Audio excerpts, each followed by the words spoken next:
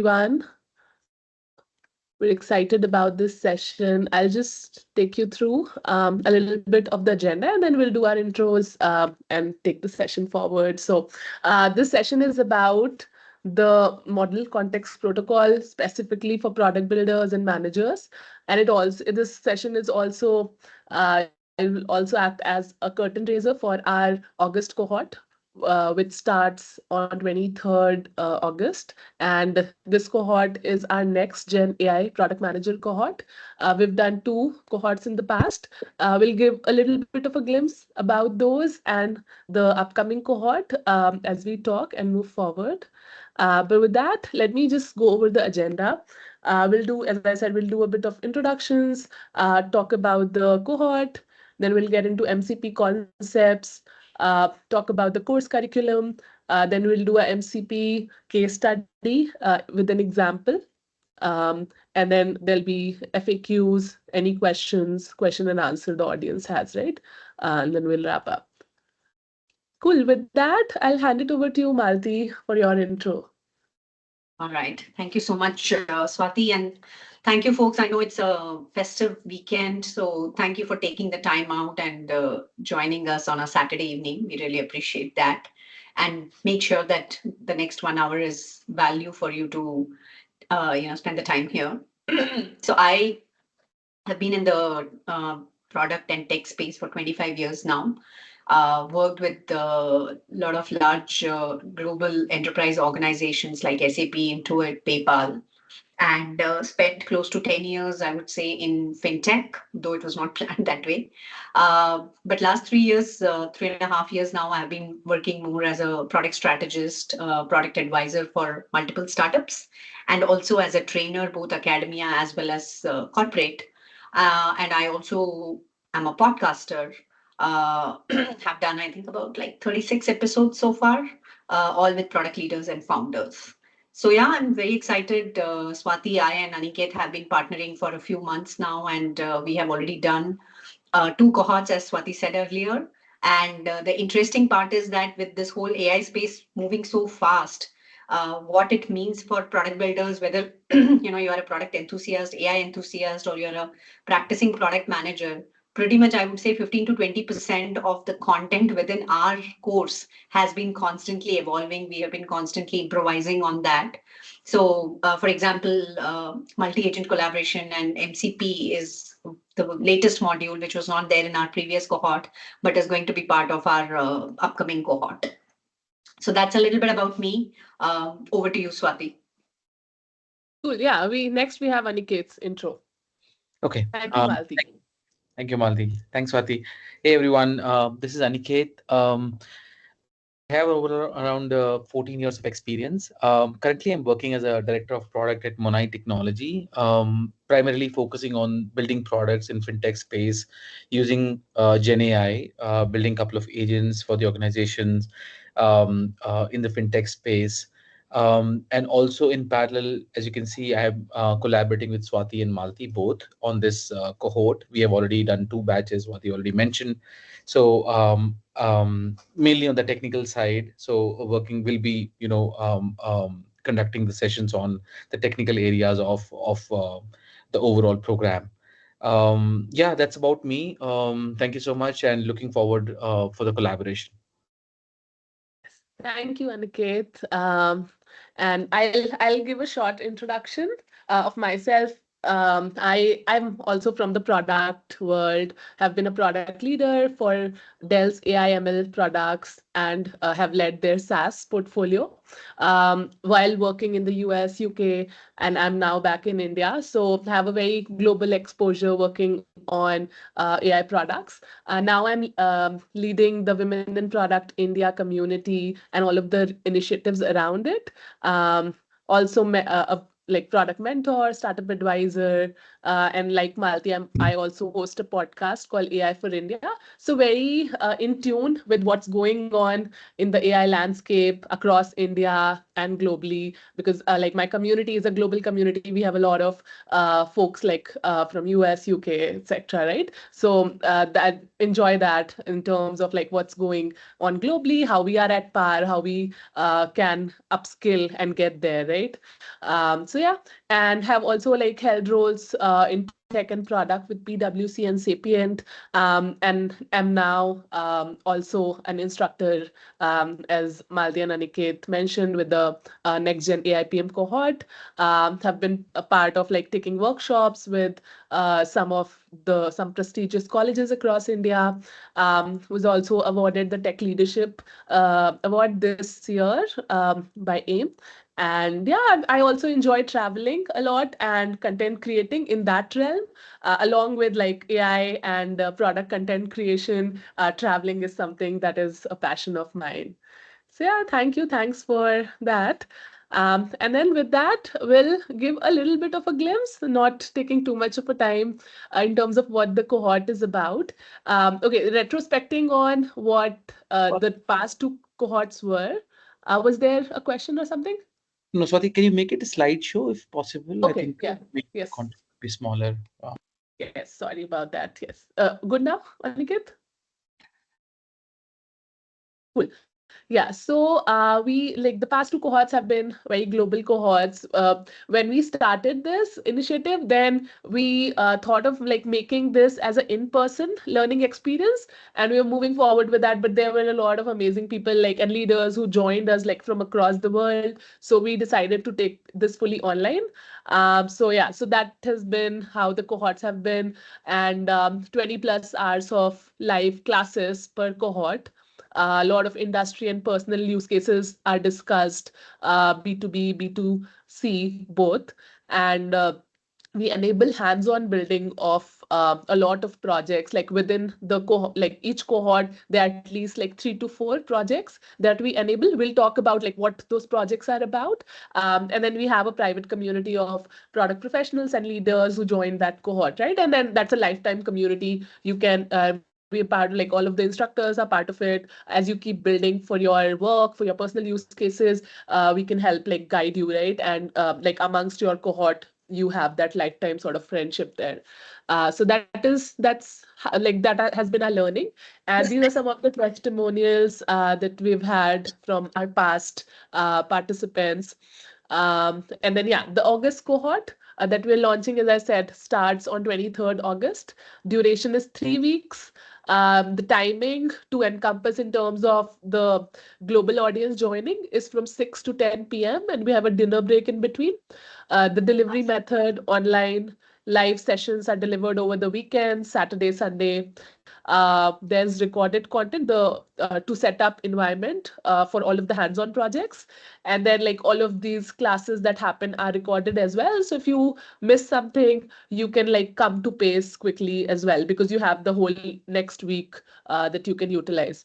With this like upcoming cohort, we'll be having capstone project as well. We've not had that in the past, which will again be something amazing that we've added.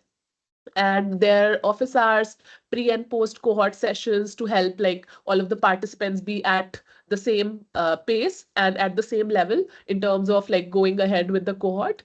So we ensure that. And yeah, a little bit in terms of the pricing, it's at 34,999, but we're running the early bird offer till 12th August. Specifically, like we wanted to host this masterclass and have our amazing audience an opportunity to avail the early bird offer. So that is 2,999. And yeah, we hope to see you guys, whoever is interested in the cohort. With that, let's dive into the intro of MCP. But yeah, before that, Malti, Aniket, anything to add that I missed before we go into the MCP? No, I think we are good. I think if there are questions, we can take it up on the chat. Sure. While we probably also have parked some Q&A time. But yeah, specific dates for the training, I have put it in the chat. You can have a look at that. I probably, since I'm talking, I just want to take up this question from Ishan. Is there any project specifically for space and defense sector? Ishan, since the cohort usually has about, so our cohort size is usually between 20 to 25 people, so that, we can give as much personal attention for every individual. So we try to keep a use, while there could be examples which we could bring if there are more people from such, industries. But in terms of the capstone project, we would like to keep it slightly more generic so that every cohort, every group will have 4 or 5 people, and the idea is that they could apply the learnings and this thing. So yeah, is this for beginners, someone who's very new to AI? Absolutely, yes, because we are not, going to be, we primarily use low code, no code tools while we are building our capstone projects, right? So it will be used for that.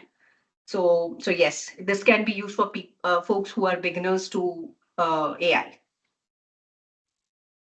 I think some of the other questions I will take it on chat, but I think in the interest of time, Aniket, probably you can start with the questions. Sorry, introduction. Yeah, sure. Thank you. Okay. So we deliberately actually kept this session a little low on the technical side. There can be, of course, more nuances to the concept MCP. I'll get into the concept in a bit more detail later, but the idea is that just to give you a preview, like how MCP overall works, and from the product management perspective, like where does it fit in terms of our learning, right? How we need to update, and especially these tools like MCP or are I mean, it's in a way like it's the next level when the Gen AI started. If you look at the journey of Gen AI, so it's basically the next step in learning or building, especially products in agentic AI space. So that's why we wanted to cover this particular topic at a high level here. But in the course, Swati will share more details about the course. There we will go deeper and build a hands-on do a hands-on case study. You will also be experiencing or working on the hands-on case study using MCP, right? So that's why, in case if anyone has any questions, please ask your questions in the chat. Happy to answer them. Otherwise, we can take the questions later as well if you are, let's say if you want to practice later. So happy to help you as well. Okay, so what is MCP? So first of all, let's understand the full form. So MCP is Model Context Protocol. So as the name suggests, model is your LLM here. Context is LLMs when they access any kind of tools, right? Any functions, which is so if you think about LLMs, right? So they are a model. Let's start with let's say large language model. So they're trained on large training data, but a lot of information they're not trained upon in parallel. For example, LLMs working as a calculator. So in this scenario, they will use calculator or some calculations packages, right? Let's take an example of a Python language. So they will use these calculators in terms of packages as a tool built outside of LLMs, right? Which means that they are not trained on the data, which is like where they can perform calculations. So what does it mean, right? So because LLMs are basically predictive models, stochastic models. We cannot predict the calculations. Calculations have to be done, thoroughly, manually, right? So in that case, it's better to give LLMs to access to the particular calculator tool rather than training on the calculated data and then keep predicting always, like let's say 2 plus 2 equal to 4. Is it always the case like it needs to predict, or it can use a tool and calculate that? So the model is LLM here. Context is whenever they access to a tool, these tools can provide context to these LLMs, and protocol is a communication layer, right? It's a way you can see these LLMs can communicate to these outside servers or information or tools that are available. That's what MCP is, right? So you can see there are three parts to it. MCP is in your server, which is called MCP client. Any application that you are building, you are using, is an MCP client. Then this client is communicating to an MCP server, which is the server built by these outside services or platforms, which means that the tools or the resources that you see within this server, right? The tools, the prompts, or any kind of application code that is there, that is written by these outside services, right? For example, and we'll do this, I'll show you in an N8N as well. Let's say you are accessing the information where Airbnb has a lot of listings and you are looking for a 2 BHK in Bangalore. Now, how Airbnb can provide you that information as an outside service. Basically, Airbnb has an MCP server, which means Airbnb has provided you certain tools which are their listing data, like whatever is listed within the city of Bangalore, Airbnb has. They can provide you that. You can access it via the MCP. So that MCP server. So the idea is that you are from your application, which is where the client is accessing this information of Airbnb listings. Those are all the tools that you call functions designed or written by this outside service, right? So that is what, and the good part about this is that that in MCP server, this is the standardized way of writing. So like, for example, at one point in time, you're accessing Airbnb data. At second point in time, like another point in time, you might be accessing some other data, like let's say booking.com, Agoda, all these platforms, have this information and you want to do a quick comparison there. You can do that. All of them will be writing these tools or functions, providing you access of those tools, right, via this MCP server. So I'll go into more detail, like how this is different from the API, traditional API integrations that we have been doing so far. But that's what this MCP client server, communication means. So in a way, what MCP does is MCP is standardizing that communication, right? So in a traditional way, Swati, can you move to the next slide? Yeah. So in the traditional way, right? Let's remove the MCP server, out of picture. So then what will happen? You will have to write all these configurations if you want to use any kind of APIs, right? So for example, here the example is given of repositories from GitHub. So let's say GitHub has lots of repositories, right? GitHub has, let's say, one is I've mentioned here, get repository. There could be list repositories. There could be create repositories, update repositories, like that. So what will happen if you are writing these integrations on your own, right? You're trying to access these repositories on your own. You have to write these configurations manually, which means the developers who are writing the codes, they will write to the codes configurations manually to access all these repositories. I've given the example of one repository. There could be 10 repositories there, right? At one point in time, your application might need 10 repositories. So the point is that then what will happen? You will have to write all these manual configurations, and that takes what? That takes a lot of time. There could be, this could be error-prone exercise, right? There could be human element, somebody could be missing some configuration. That a lot of testing back and forth happens, which is traditional way of integration. We have been doing it, right? So it's not that they are like, it's mainly what MCP is bringing is that, one, efficiency.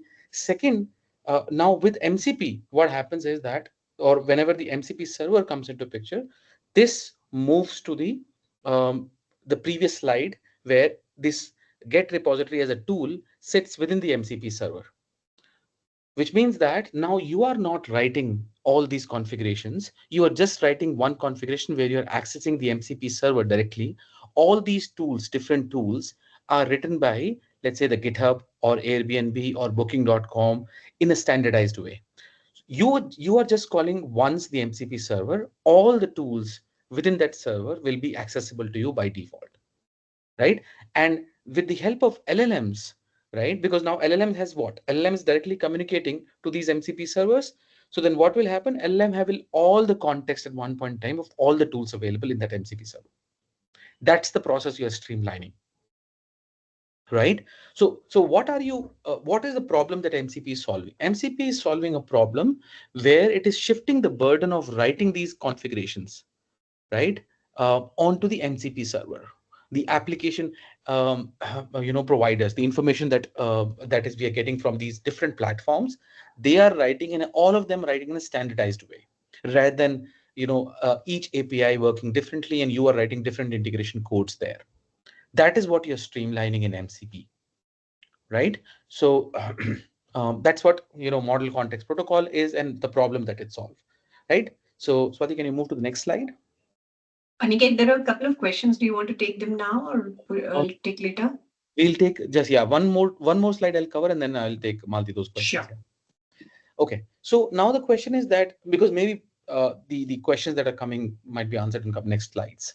So yeah, so the question is that when do we use MCP versus when MCP is not required, right? So we have kept it in a way that, as I was mentioning in the beginning, right? So that you can, as a PM, you understand from the product building perspective, like what are the scenarios where MCP is used, what are the real benefits of using MCPs and how it is different from traditional integrations, and what are the benefits especially of MCPs, right? That's what product managers need to know.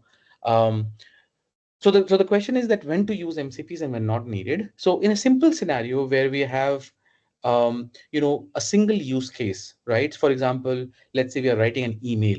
So we need a tool which can write email for you, right? So in that case, a single use case, we might not need MCP, right? So we need a simple API integrations directly that works. You can call the LLM that is writing an email for you, an email writer, and then you can use that.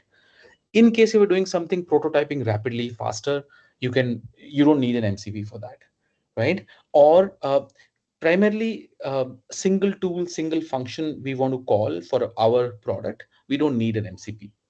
Versus on the other hand, if our product is more on the agentic side, we want to call multiple functions, multiple tools. I'll show an example in the next slide also. Multiple tools, multiple models, in fact, multiple models, right? For example, I don't know. So there are scenarios where few products are calling certain models in certain use cases, certain scenarios. Like, for example, there are two models in the market, Claude, which is very famous for their software programming, coding examples, versus ChatGPT, which is very famous for their general use cases, right? Any query that comes, customer responses that we want to provide via chatbot. ChatGPT has better answers, better models. There are lots of models there. So people use that. Now in the scenario, you might want to use both the models. Then you need a MCP kind of integration. Sorry for the cough. So then you need MCP integrations, right? So wherever the problems is at a scale, right, you need to manage, maintain a lot of tools. There MCP is more MCP becomes important. It actually makes the process easier for us as well, right? So that is what the use of MCP, especially in agentic AI flows, when our agent that we are building is communicating to multiple, tools, platforms, there MCP becomes essential. And that is why it is becoming more and more popular, because we are solving more and more use cases, more and more complex use cases with AI. So the first phase was when ChatGPT kind of tools came, we were solving simple use cases. That's why MCP maybe at that time was not required. But as we are solving more automation cases, right, we are solving more complex, we're automating more complex workflows, right? In those cases, definitely MCP becomes a useful tool to implement. Okay. Swati, can you move to the next slide? Let me take an example and then we'll move to the question, because then after that will be a hands-on. Yeah. So you can see here. Sorry, you can see here, I've just a very quickly high level did a comparison of before the MCP and after MCP. So you can see that so imagine a scenario where we're building a chatbot, right? So the chatbot is on the left hand side, a traditional chatbot. When I say traditional, means using LLMs only, I mean with generative AI, but the chatbot solves, let's say there's a customer who is requesting maybe a refund, for example, right? Asha is the customer name. We have provided an LLM based chatbot, which means that Asha can actually communicate in a natural language way to the bot. And then you can see that via the LLM, then different APIs are calling. For example, refund, maybe there is a returns API or refund API have to be called. After returns, payments API have to be called, because you have to, refund the payment also. Then we have to send a confirmation mail to the customer. So then email API gets triggered, right? Now all this case gets logged to CMS or OMS or CRM, that gets logged in the customer, communication that's happening. So in this way, what's happening is that for one particular refund, use case, you're calling multiple API integrations, right? And each API integration has this own configuration. So you're writing here 6 configuration in this example that is given, right? So and then one more point here is you're only stitched with one LLM, for example, right? So then what happens? You can see the key issues here. right? There could be a model specific glue. Now, what happens? You build this product, use this LLM, use all these API integrations, and then you evaluate the model. Let's say after 3 months, the model doesn't perform well. You change the model, which means that you shift to a new model, and then you have to write all the configuration of the model again. Same, you integrate the new model, right? And it could change some routing service that you have built internally, etc. So it depends how you have built your architecture, but it might require some work, right? So you can see that um, there are, for example, some manual integrations that are required to write this kind of APIs.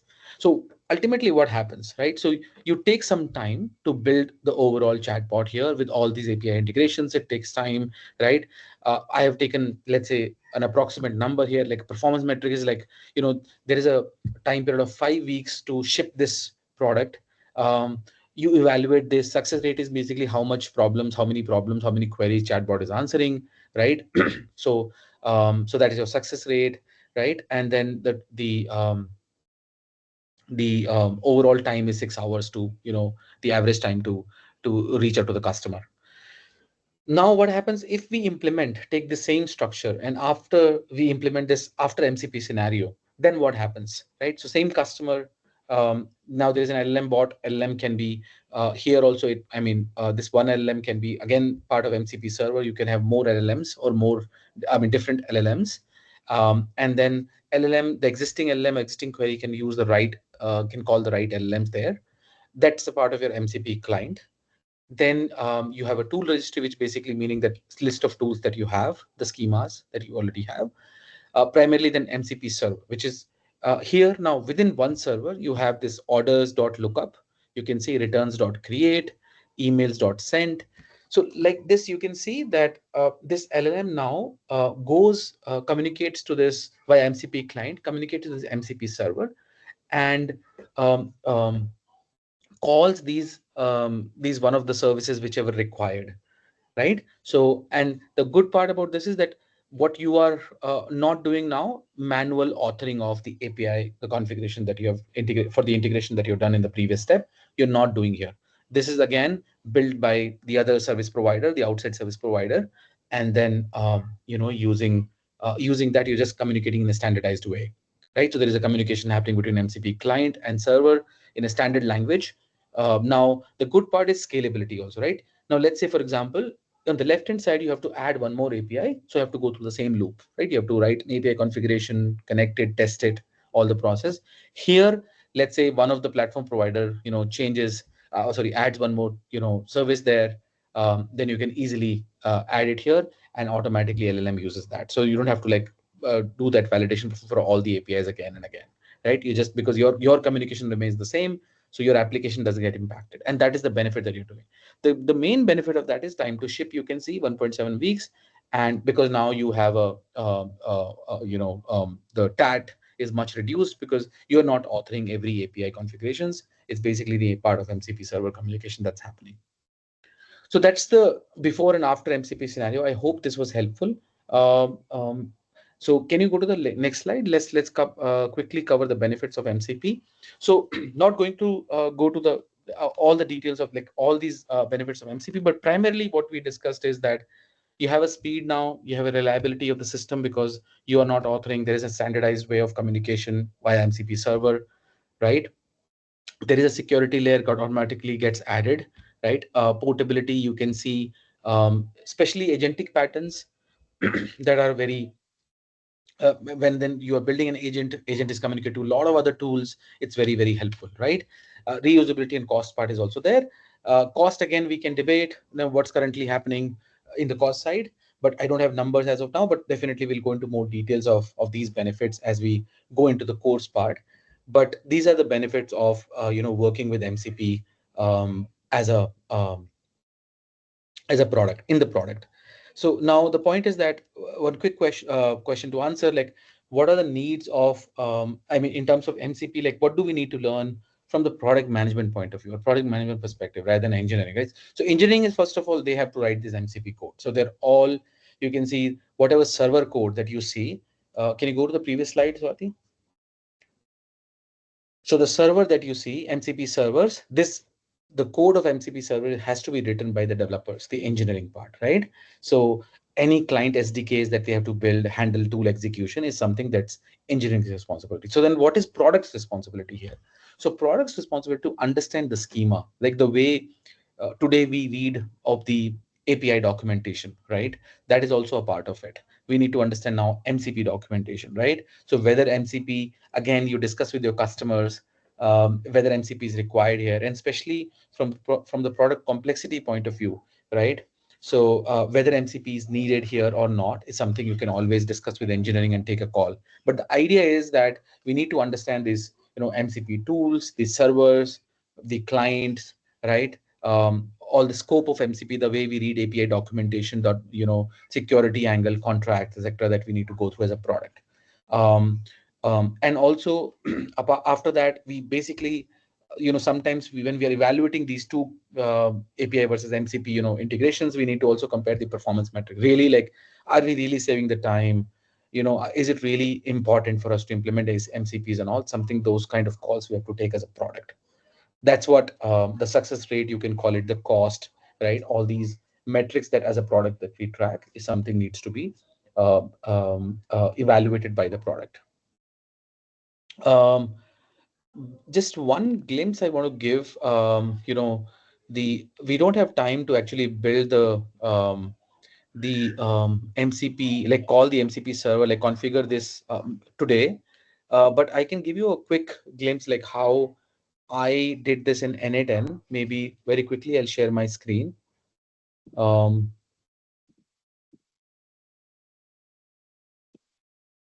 Okay, I hope you can see the screen. Yeah, can you see the n8n? Yeah, we are able to see it. Okay. Awesome. So again, not going to the details of, like, each of the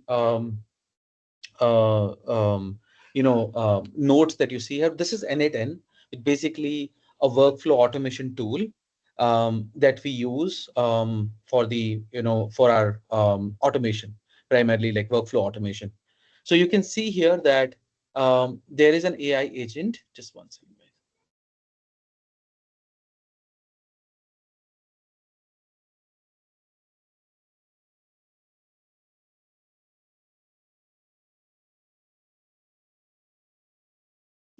Sorry.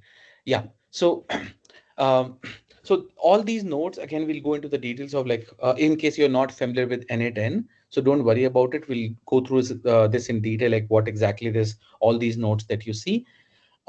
Just to tell you that this AI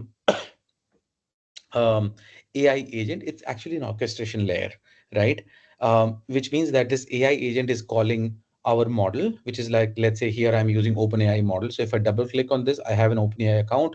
I'm using very simple model GPT-4 4.1 mini for my chats, right? And then there are actually there are four tools, but I'll only talk about the first two, which is Airbnb example that I was giving. So if I go to Airbnb MCP client listing tool, you can see that here I have actually, this um, connected with MCP client, like my client, and MCP server is MCP Airbnb, where I'm connected with this Airbnb's service, right? So this is something provided to me by Airbnb. Um,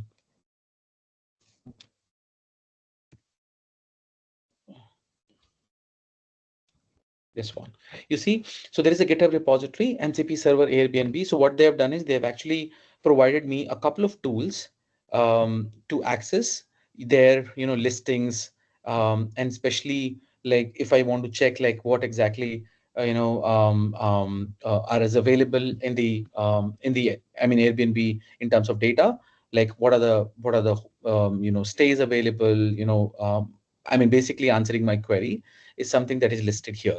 So they have provided an MCP configuration for that. And what I've done is I've actually simply, you can see arguments here. I have configured that argument here, where I'm connected to with the Airbnb MCP server.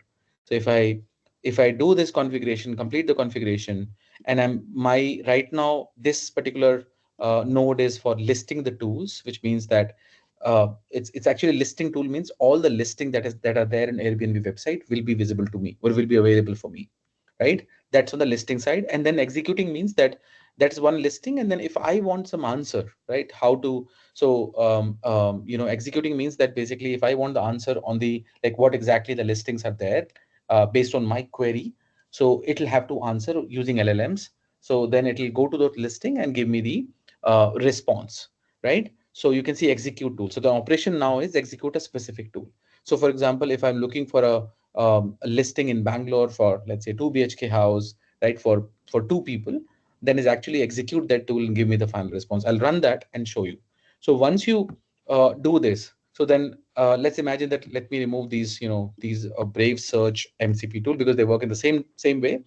But here, if you look at it, so this orchestration layer that I have, the AI agent is connected to my model, my Airbnb listing tool and execution tool, which means that if, let's say, if I say hi, so it'll, go to the agent is calling to my OpenAI chat model and it is giving me the answer. Okay, how can I assist you today, right? Which means that it is now orchestrating or calling the OpenAI model.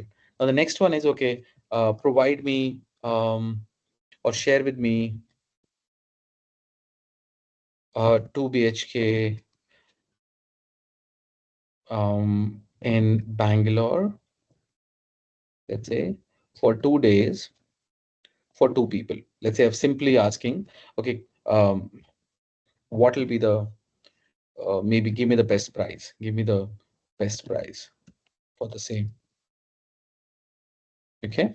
So if you now ask this question, you can see the flow. It is now calling the listing tool, which means it's going to the listing and getting, all the listings. And after that, it'll go to the execution tool. You can see that now it's going and then getting me the, ideally it should respond, in the best way. And now you can see here.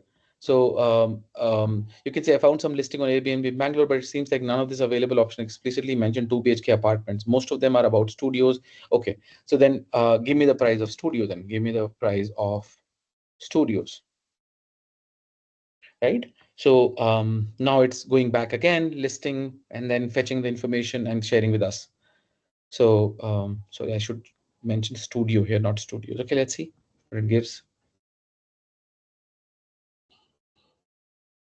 Yeah, see, now here are some prices for studio listings on Airbnb for a 5-night stay. I mentioned clearly that I needed for 2 nights, I guess, or no? Did I mention that or no? No, I did not. Ideally, I should have mentioned that for 2 days. I mentioned I did not pick that up. Maybe it missed that. Um, um, but you can see that here are some prices for studio listings. These are options like real time that I'm getting, with the price.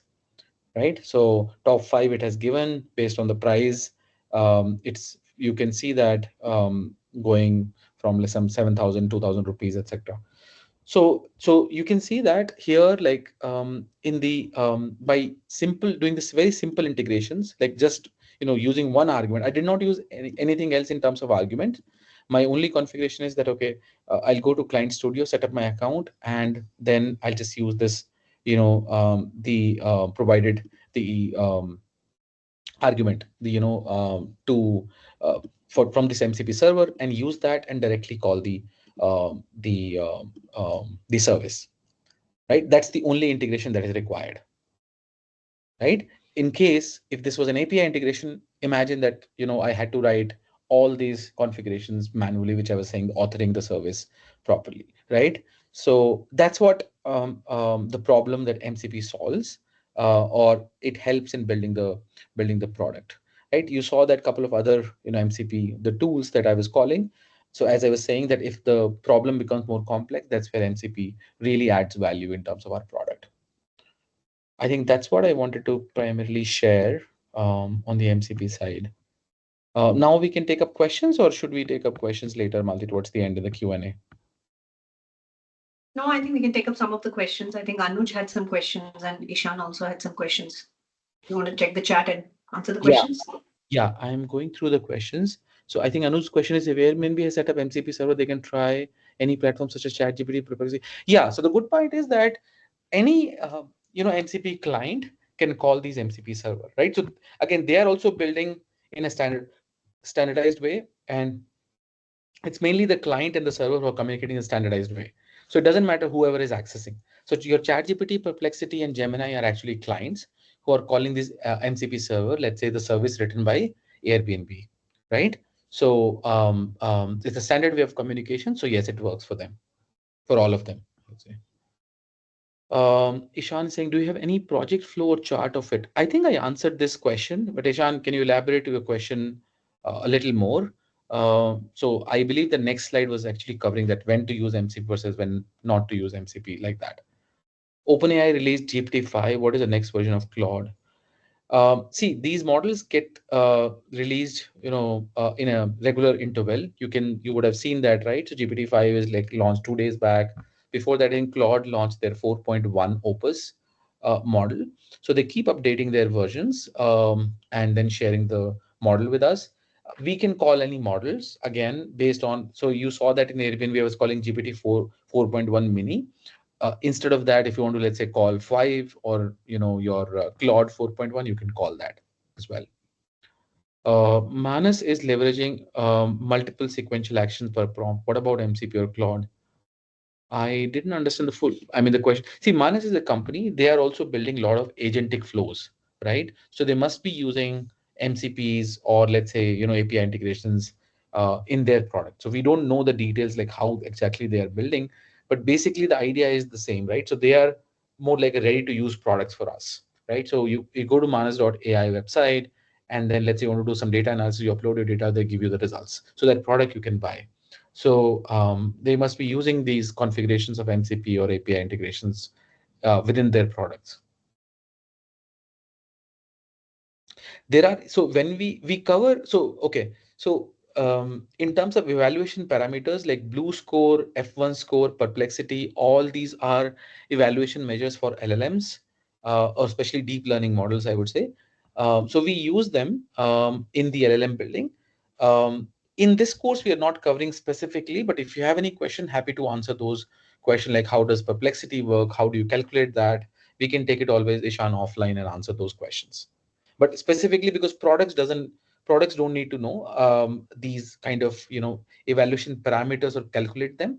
But there are different roles, like let's say somebody who is working in OpenAI as a product person might be, they might need to know these kind of evaluation parameters. So we can discuss those in detail as well in the course. And probably just to add to what Aniket said, there is a section on eval and metrics where we talk about for specific certain use cases. The idea is that could be used like a template. But again, any kind of evaluation, as Aniket was saying, is kind of very contextual to the use case and the underlying tech stack that you are using. So yeah. Okay. Maybe I'll take one more question here. Can you share which automation tool which you have made till now? So we are covering, so there are two parts here, Ishan. So we are covering a couple of case studies when we cover, in the course itself. So it's more like a workshop structured course.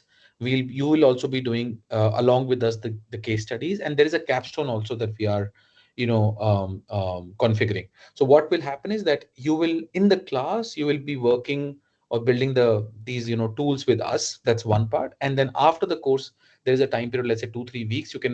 We'll give you a problem statement, or you can come up with your own problem statement and work on those tools and get back to us in terms of whatever your product is. Ultimately, the goal is to give you a hands-on experience in product building with using Gen AI plus MCP, all these latest agentic AI tools, so that you will get the exposure. Malti, you want to take up the next one, or do you have any crash course in Google, like Google? I think the similar one. I already answered it. I think we Okay. choose to.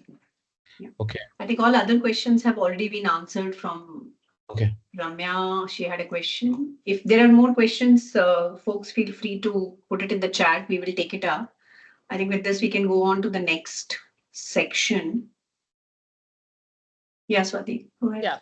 Okay, guys, next session, the next section is all of the cool stuff. We'll be sharing all of the cool stuff that is part of the course. Folks who are interested in the course, this is something that will help you evaluate in terms of, okay, what is the level that you are on, and like what we sort of take with the course, right? And if others like who are probably not interested in the course, hopefully this will help get you interested, or else like this will give you the sort of this thing, um, understanding of what all you need to learn, right, to be a next gen AI PM. So yeah, let's have a look. Cool. So week one, we will be discussing all of that is part of being a AI product manager, roles, responsibilities, the life cycle, about Gen AI, what role it plays, all of the industry use cases and segments and sectors that are using it at this point with case studies, and AI tech stack, etc., evaluating all of that per some of the case studies and examples that we will be taking. So starting with that to give that holistic understanding what this role is about. Then we'll delve into prototyping, because that is a big part of being a product manager, and how you can do that using AI and all of the design guidelines around it. For this, we will be using Motive, Lovable, and a couple of tools to give you hands-on experience with that. There will be a end-to-end hands-on project that you will be creating, and you can showcase it and take it forward for your own use cases in the future as well. Then we will also be looking at where the overlap of AI technology and use cases is at this point. What AI, what's traditional AI, what's Gen AI, what's agentic AI, and like the intersection of each, right? Where different segments and sectors are operating. So using like taking certain use cases and discussing that. Then week two will be going all in on agentic, building end-to-end agent using NA10 with a very relevant like industry use case. Then you'll also be learning in depth about RAG and the agentic framework around it, and building a hands-on RAG system as well, end to end again. This will all of the previous ones like the prototyping agent, that will be no code. The RAG will be a low code thing, which we go through. So that's amazing for your understanding as well. Then we'll also discuss from the UX point of view with like AI coming in, what it means in terms of feedback loops, human in the loop, and how to adapt your UX and be transparent for your users, right, in the age of AI. So also elements of like responsible AI and UX will be discussed. Then the last week we'll be going in depth about the ROI process. As a product manager, one of the biggest thing is showcasing to stakeholders how you are taking care of ROI measurement, etc. Right? So with a lot of example, we will be discussing that and how to do that well as a PM. And then the star of the show that we're discussing today as well in depth will go into model context protocol and hands-on exercise around that as well. And all of this then comes down to a capstone project that has been discussed a little bit already.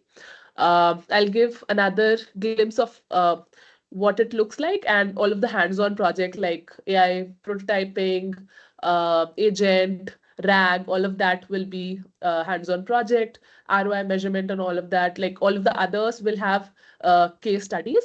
And I think one thing I missed is MCP will also have a hands-on element to it, like Aniket was showcasing. So there will be like at least 4 hands-on projects and a lot of case studies that we will be discussing. Um, and then, yeah, again, I think this we already discussed. We pasted the link in the chat. So please feel free to register, reach out to us with any questions. Happy to answer. And then, yeah, there's some FAQs. I'll just go over, like you can use your company budget for this. We're happy to help you with invoice and the structure you need. There will be a certificate attached. There will be a private community during and after the workshop for you to take your progress forward. And we also have group discounts for 3 or above groups, right? So these are some of the instant FAQs that come to mind. Any other questions, please feel free to ask, come off mute or like paste in the chat. I'm not able to see, but I'll, Amalti, Aniket, are there any questions about the course? Any more questions? No, nothing as of now. And a couple of more things, probably just I can add. Thank you, Swati. Is that the pre-sessions and the post-sessions, beyond the 3 weeks which I had called out, we will be doing typically, the pre-session will happen 3 to 4 days before the batch starts. The idea is that so that we can set up our systems, with whatever softwares which we are going to be using. We just want to make sure all the downloads and everything is kind of done. That's the pre-session. And we also give some pre-reads. Those will be given at least a week before, so that as and when folks join. And we also plan to have these capstone projects. Again, these are optional, because in the past we have seen in that past 2 batches that a lot of folks are usually super busy in their day job, so they are not able to get enough time. But we will highly recommend folks to do it. But we plan to have 4 to 5 people in every group, where they can, we will be giving the problem statement, and you can build on that for 4 weeks. And we will, on one of the weekends, we will post 4 weeks, we will have the presentation where the respective teams can present it to us. So, and of course, as we are all going to be connected as part of a community over a WhatsApp, any questions will be attended to as quickly as possible.